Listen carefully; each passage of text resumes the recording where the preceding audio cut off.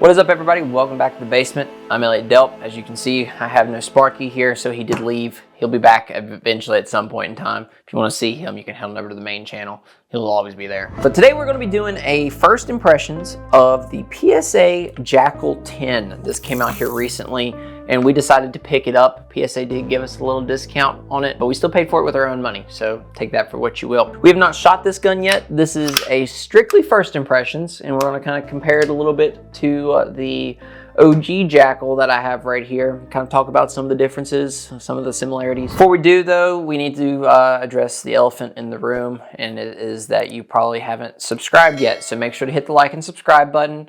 Go check us out, and also go check out the description. There you can find links to like Basement Operator, where we do builds, where this will eventually, what? That's on there. That's on there. This is on there. This is not on there. Yeah.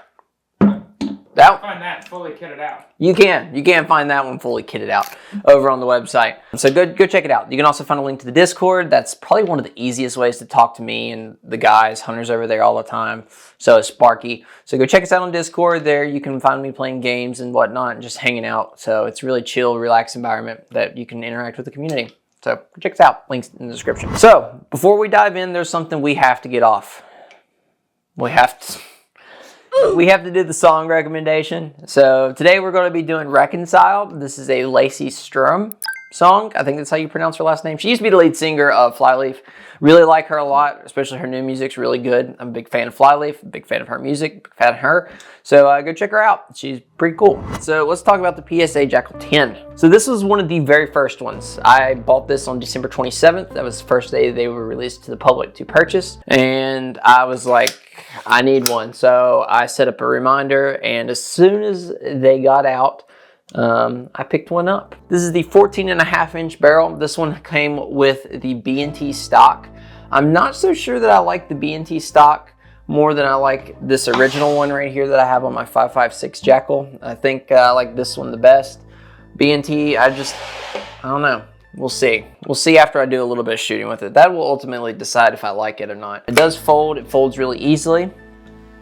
This thing can be shot folded, which is pretty cool. I don't know if you'd want to do that, but it is possible. There's the possibility of it. Not very ambidextrous. This is actually very similar to just a very standard AR-15. Actually, I think the lower is a AR-10 lower receiver, just with the cool little Jakl plate on the end of it to help it all mesh up and work.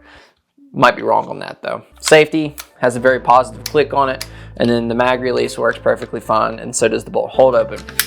This is a side charging, non-reciprocating, long stroke piston system upper receiver, very similar to the 5.56 version.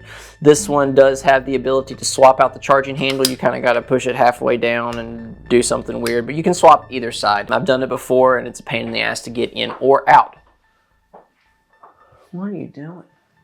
Excuse the interruption of Hunter walking around. So both of these are long stroke gas piston systems. What essentially that means is that the bolt and the piston travels the full length of the bolt, whereas a short stroke, it does not. Short stroke inherently relies a little bit on inertia to carry the bolt back. Some of the downsides of a long stroke gas piston system are the weight. So they typically weigh a little bit more, and these Jakls definitely do weigh a lot, to say the very least. But they are similar in weight, believe it or not. There's very marginal increase between the 308 and the 5.56. Now, why would they go long stroke gas piston instead of a short stroke gas piston system similar to like that SIG up there, or maybe a Brownells BRN 180? There is some evidence to conclude that the long stroke gas pistons are a little bit more reliable, but I mean, anything can be reliable.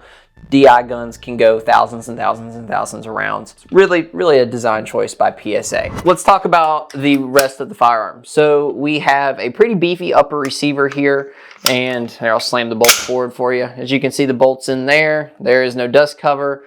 This is basically a clone of the 5.56 Jakl. It's just beefed up to be the 308. Accepts PMags for your upper receiver. You have M-LOK that spans the rail system up here with QD points here as well. And then we have, to top it all off, is a chemo mount for my dead air suppressors. Now, one of the things that this thing boasts they want you to run it suppressed. That's kind of like the idea with this. Now, a lot of you guys know that SCAR is notorious, or FN is notorious for not wanting you to suppress your SCAR. So it's kind of a jab at FN, I think, for them to come out and be like, yeah, suppress the Jakl 308. So we'll see. As I've said, we have not shot this thing. Some of the kind of inclination to suppress it is, it has an adjustable gas system that's really easy to adjust.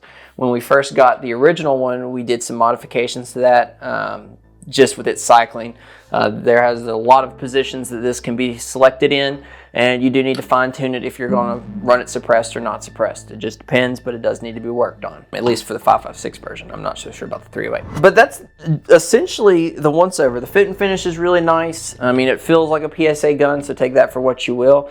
It's not the nicest, most incredibly high-end thing in the world, but it's not supposed to be, I don't think. It's supposed to be for your everyday guy. It's supposed to be for somebody that wants to get into the battle rifle scene, the piston battle rifle scene, without spending $2,000, $3,000, $4,000. That's kind of the gist. It comes in around $1,500, and I think PSA from initial impressions probably did a pretty good job, but we'll have to see after we take it to the range. We're going to group it. We're going to kit this thing out. We're going to do a lot of shooting, and hopefully it'll shoot good. Hopefully it'll work good. Hopefully we won't have any issues with it, but only time will tell.